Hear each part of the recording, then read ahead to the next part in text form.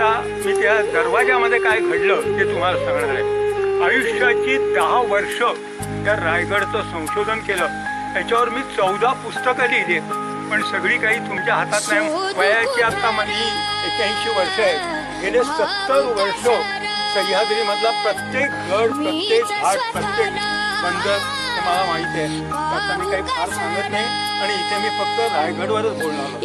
एक आणखी लक्षात घ्यायचंय, तर त्या दरवाजामध्ये बसा, पण बसताना जरा सावकाश बघून बसा. हे मी काही तुम्हाला भीती घालत नाहीये.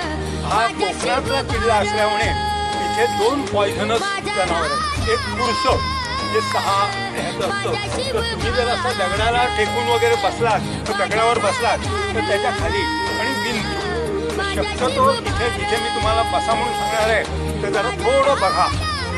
आयुष्यामध्ये ही महत्वाची गोष्ट आहे का सगळ्यात तुमचं जीवन